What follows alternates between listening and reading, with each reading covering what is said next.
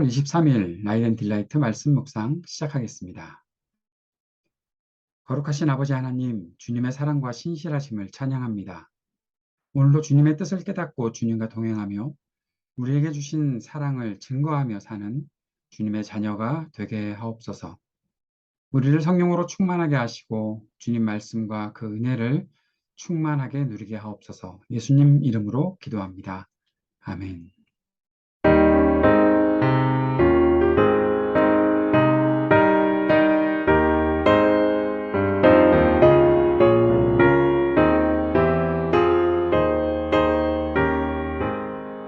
그 큰 일을 행하신 주께 영광, 이 세상을 사랑해 주셨네.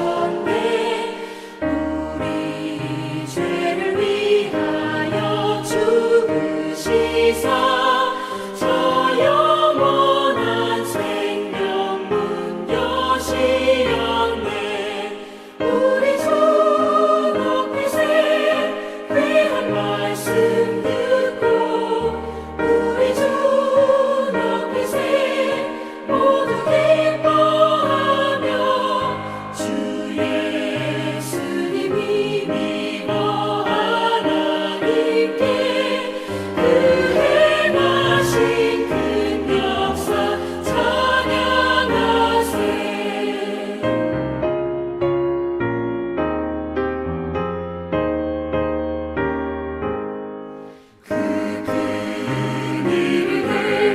신 하나님께 주 예수님이 나여 기뻐하네. 주 예수님 우리가 만날 때에 그 기쁨을 어디에 비하리요. 우리 주 높이세 귀한 말씀 듣고 우리 주 높이세 모두 기뻐하며 주 예수님이 믿어 하나님께 그 행하신 큰 역사 찬양하세.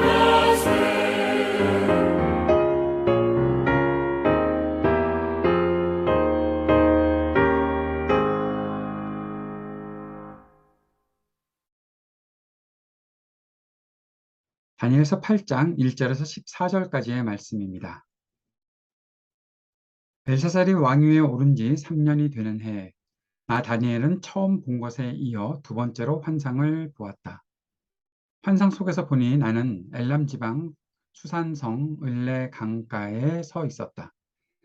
내가 눈을 들어보니 수양 한 마리가 강가에 서 있는데 그 수양에게는 뿔이 둘 있고 그 뿔이 둘 다 길었는데 한 뿔은 다른 뿔보다 더 길었다. 그 긴 것이 나중에 나온 것이다. 내가 보니 그 수양이 서쪽과 북쪽과 남쪽으로 들이받는데도 아무 짐승도 그 앞에서 대항하지 못했으며 그 손에서 구해낼 수 있는 이가 아무도 없었다. 그 수양은 자기 마음대로 하며 더욱 강해졌다. 이것이 무엇을 뜻하는지 알아보려고 생각에 잠겨 있을 때 수염소 한 마리가 서쪽으로부터 올라와서 땅에 두루 다니는데 얼마나 빨리 달리는지 발이 땅에 닿지 않았다. 두 눈 사이에는 뿔 하나가 뚜렷이 보였다. 이 수염소가 두 뿔을 가진 수양, 곧 내가 강가에 서 있는 것을 본 그 수양에게 다가가서 성난 힘으로 달려들었다. 내가 보니 그 수염소가 수양에게 가까이 가서 몹시 성을 내며 그 수양을 쳐서 두 뿔을 부수어 버렸다. 그 수양은 수염소와 맞서서 싸울 힘이 없었다. 수염소가 수양을 땅에 집어 던지고 짓밟았으나 그 손에서 수양을 구해낼 사람이 없었다. 수염소가 매우 강해지고 힘이 세워졌을 때에 그 큰 뿔이 부러지고 그 자리에 뚜렷하게 보이는 뿔 넷이 하늘 사방으로 뻗으면서 돋아났다. 그 가운데 하나에서 또 다른 뿔 하나가 작게 돋기 시작하였으나 남쪽과 동쪽과 영광스러운 땅 쪽으로 크게 뻗어 나갔다. 그것이 하늘 군대에 미칠 만큼 강해지더니 그 군대와 별 가운데서 며칠 땅에 떨어뜨리고 짓밟았다. 그것이 마치 하늘 군대를 주관하시는 분만큼이나 강해진 듯 하더니 그분에게 매일 드리는 제사마저 없애버리고 그분의 성전도 파괴하였다. 반역 때문에 성도들의 군대와 매일 드리는 제사가 그 뿔에게로 넘어갔다. 그 뿔은 하늘일마다 형통하였고 진리는 땅에 떨어졌다. 내가 들으니 어떤 거룩한 천사가 말하는데 또 다른 거룩한 천사가 먼저 말한 그 거룩한 천사에게 물었다. 환상 속에서 본 이 일들이 언제까지나 계속될까? 언제까지나 계속해서 매일 드리는 제사가 폐지되고 파멸을 불러올 반역이 자행되고 성소를 빼앗기고 백성이 짓밟힐까? 다른 천사가 나에게 말하였다. 밤낮 2300일이 지나야 성소가 깨끗하게 될 것이다. 네, 오늘 다니엘서 8장 말씀 1절부터 14절까지 다니엘이 두 번째 환상을 본 내용을 우리가 보았습니다.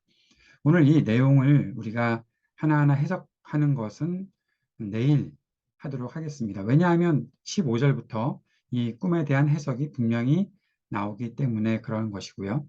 오늘 이 내용들을 잘 숙지해 놓고 뭐 이해까지는 아니더라도 어떤 내용이 있었다라는 것들을 좀 잘 마음속에 담아놓고 그 내용들을 내일 한 번 더 우리가 보면서 성경이 어떻게 그 내용들을 해석하고 우리는 그 해석들을 어떻게 받아들일지 생각해 보는 시간을 가졌으면 좋겠습니다. 1절부터 14절까지 다니엘이 두 번째 본 환상의 내용이 있고 15절부터 환상의 뜻을 가르쳐주는 내용이라는 것을 우리가 잘 기억해 놓고요. 이 환상 속에는 수렴소와 수량이 나타나 있다는 것, 수량이 있어서 그 양의 그 모든 힘들이 결국 염소에게 다 무너지게 되고 또 그 수염소가 가지고 있는 그 뿔이 어디까지 자라나고 하늘에 있는 군대까지 영향을 미치게 되는 그러한 내용들이 있다는데 이것들은 무엇을 말하는 것일까 우리가 내일 잘 볼 수 있을 거라 생각을 합니다.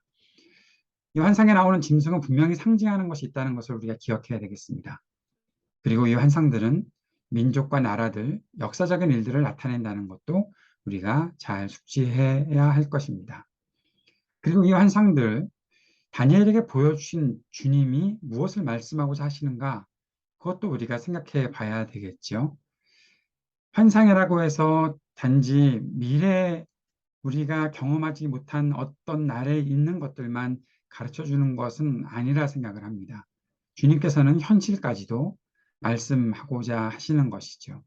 지금 다니엘이 이 환상을 보고 있는 것이 벨사살 왕 때라고 그렇게 말하고 있었는데 벨사살 왕 때라면은 느부갓네살의 그 통치로 인해서 강대했던 바빌로니아가 점점 약화되고 있는 그런 때였고 그때의 미래에 대해서 무엇인가 걱정하고 있을 다니엘에게 하나님께서 지금 이 현실이 또 앞으로 어떠한 일들을 견뎌내야 할 것인지 하나님의 백성들이 그것을 어떻게 받아들여야 할 것인지 그것을 말씀하고자 하신다는 것입니다. 우리는 하나님의 말씀이 전해질 때 그 뜻이 무엇인지 신중하게 살펴야 합니다. 주님의 말씀은 우리의 과거, 현실, 이것들을 알려주시기도 하고 때로는 미래를 말씀하시기도 한다는 것이죠. 그런데 내가 과거에 어땠지, 내가 현실이 지금 어떻지, 미래가 어떻지 그런 어떤 시간적인 흐름에 대해서 내 인생을 또 우리가 살아가고 있는 이 역사를 바라보는 것도 중요하지만 분명한 것은 우리가 잊지 말아야 할 것은 이 모든 역사를 주관하시는 주님께서 우리에게 말씀하신다는 것입니다. 왜 말씀하실까요?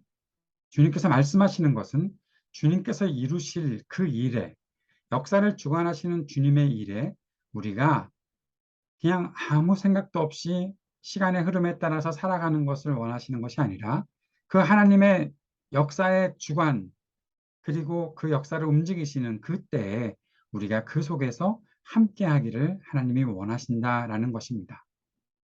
나는 지금 어려운 시기를 살고 있거든요. 나는 힘들고 지쳤거든요. 그러니까 주님이 알아서 하십시오.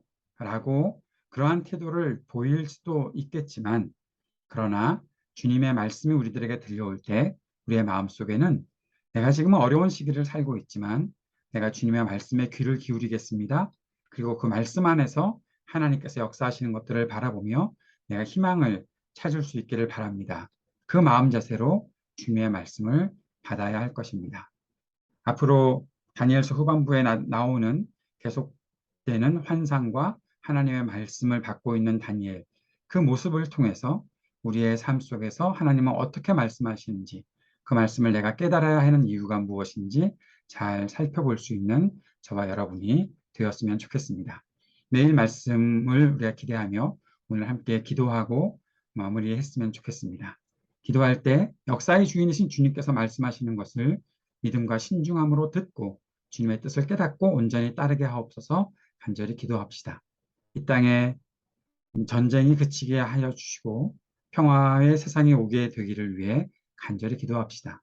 지구와 환경과 기후가 잘 보호되고 이 일들을 위해서 애쓰는 이들에게 지혜 주시기를 위해 기도합시다. 우리 청년들을 위해서 계속 기도하고 우리 하이브리드 30년 교회를 위해서도 기도하는 시간 갖도록 하겠습니다. 같이 기도드리겠습니다.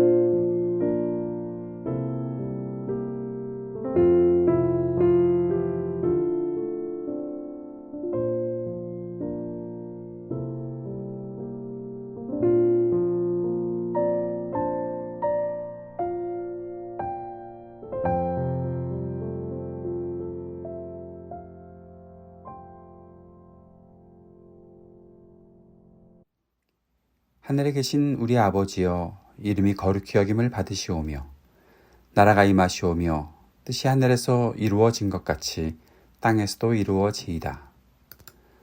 오늘 우리에게 일용할 양식을 주시옵고 우리가 우리에게 죄 지은 자를 사하여 준 것 같이 우리의 죄를 사하여 주시옵고 우리를 시험에 들게 하지 마시옵고 다만 악에서 구하시옵소서.